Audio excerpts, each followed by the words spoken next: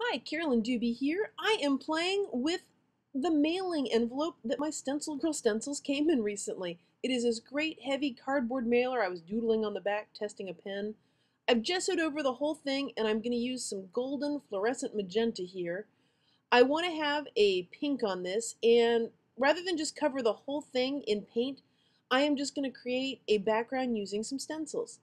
This Greek key stencil is by Mary Beth Shaw over at Stencil Girl. And as I'm putting this on, there is lots of paint on my brush. I am not using the best kind of brush if you want a crisp, clear stencil image. I want messy pattern, I want imperfection, and that's what I'm going to get. Because I've got a lot of paint on my brush, and I'm just sort of slashing it or sloshing it back and forth. This stencil that I've got here is by Terry Stegmiller. It's called Blade 6. Notice the stencil kind of moved around on me. That's perfectly fine because I'm going for a messy look. This is actually all just an underlayer. This is going to add some interest to the overall finished product, but for now I just need some color on the background, so I'm kind of randomly putting these things on. I can use part of a stencil, I can use all of a stencil. It's whatever my mood is as I'm doing this. Again, I've got lots of paint on that brush, so it's going to get in places. And I want that. If I wanted a very crisp and perfect image, I would be using a lot less paint on the brush, and I would be pouncing up and down or just going in a circular motion. But I want that imperfection. So I've got some spots where there's still white space, and I have a thing against white space. So I'm just going to fill in using some of the other stencils, and I'm even going to go up onto the flap. Why? Why not? It's there. I'll go on it. I'm not exactly sure, but it might look good to have it on the flap. So I'll go up there. It's easy to put it on now. Doesn't make any more of a mess to clean up. And clean up. I'm not going to wash these stencils off. It's just acrylic paint. It's not going to bother me. I would rather spend my time playing and arting rather than cleaning, so I clean as little as possible. So if I'm just using acrylic paint, I don't clean off my stencils. And so now I'm just kind of filling in those last places. And that's a very different look because I didn't put a lot of paint on my paintbrush, and I like that variation. I like that there's some differences here and there. Imperfection is good.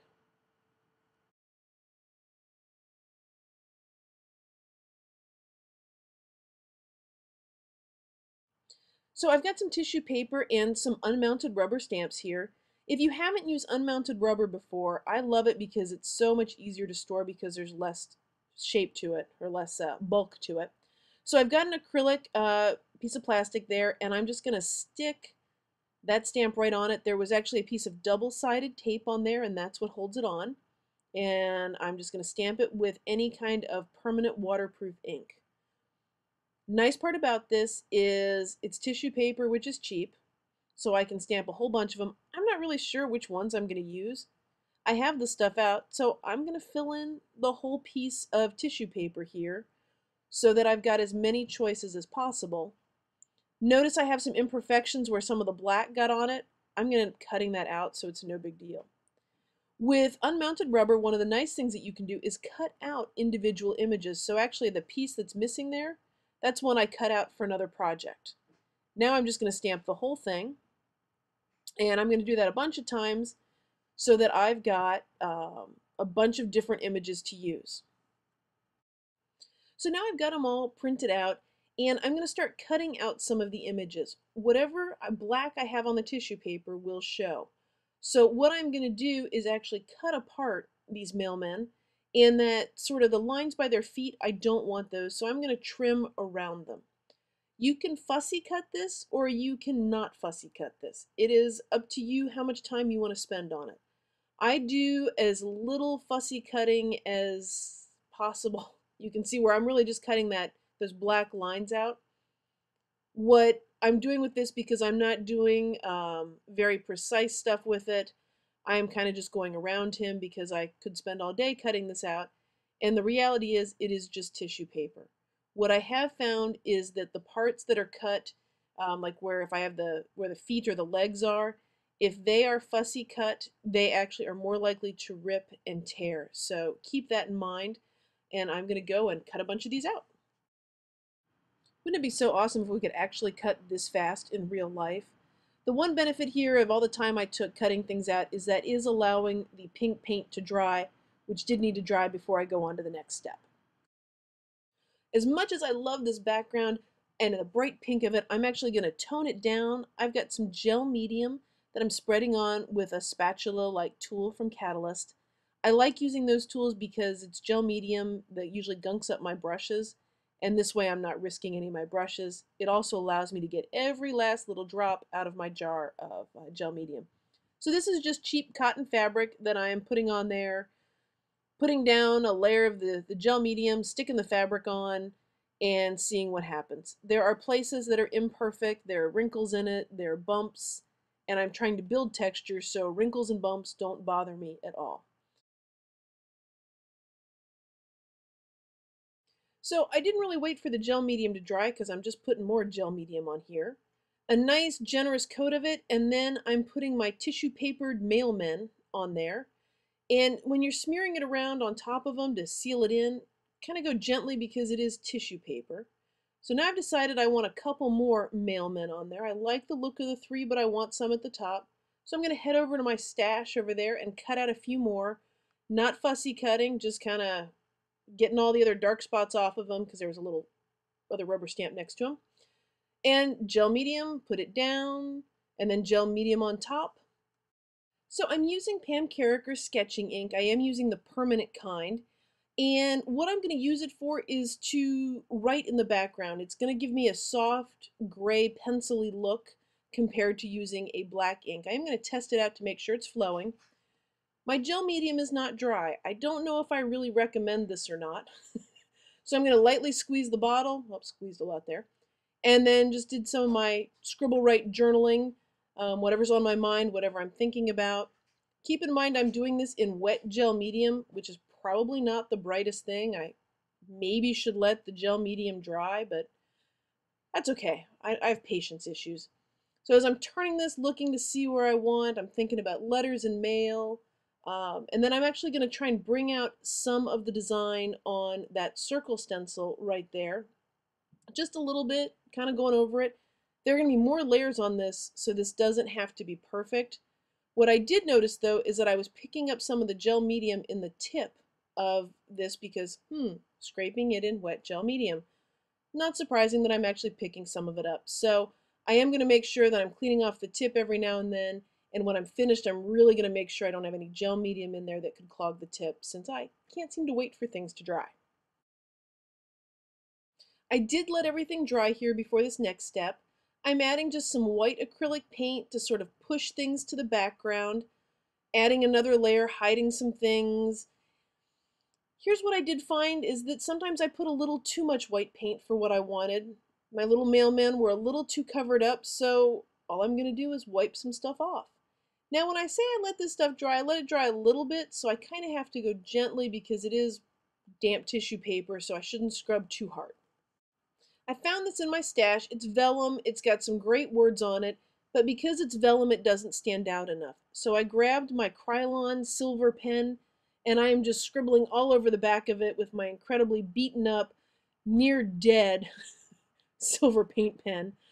So I am pushing it out to glob out some ink to spread around just to get a more opaque look to it because I really like the words on it, but I didn't actually want the vellum see-through, so it actually worked out really well.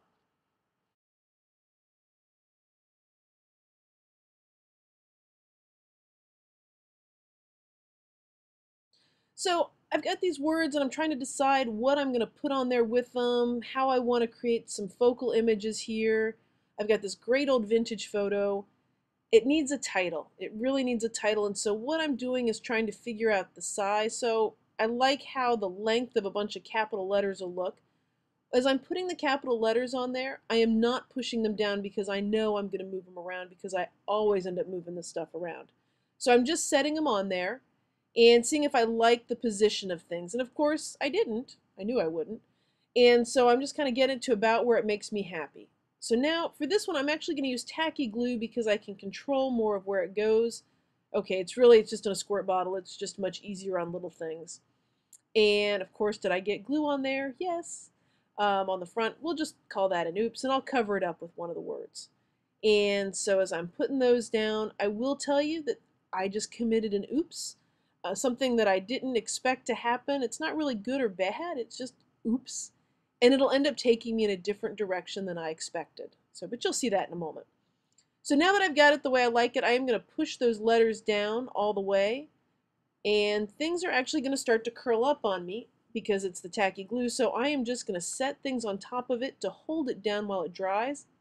And I know those letters will come loose, so I'm just going to give them a quick coat of gel medium. So that oops I was talking about, that was on the vellum words right there. They kind of wrinkled up a little bit from using such a wet glue. I probably should have used a dry adhesive with it. Oops, oh well.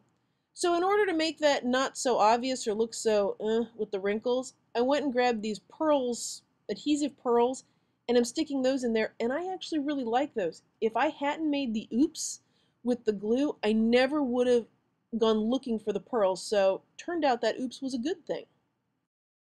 I thought I wanted those pearls over on the photo, but that didn't quite feel right, so I went and grabbed these other little tile thingies that I have.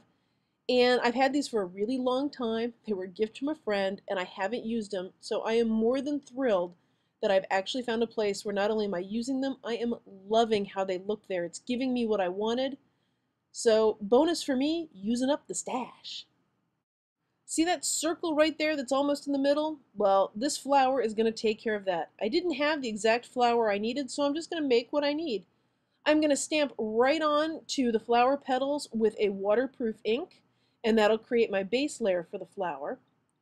Then what I'm going to do is I'm going to color it pink. Now rather than waste the paint that I'm putting on that flower, because some's going to go off on the paper underneath it, I just grabbed a tag that I wanted to add some more color to, so I'm going to squirt out a little pink.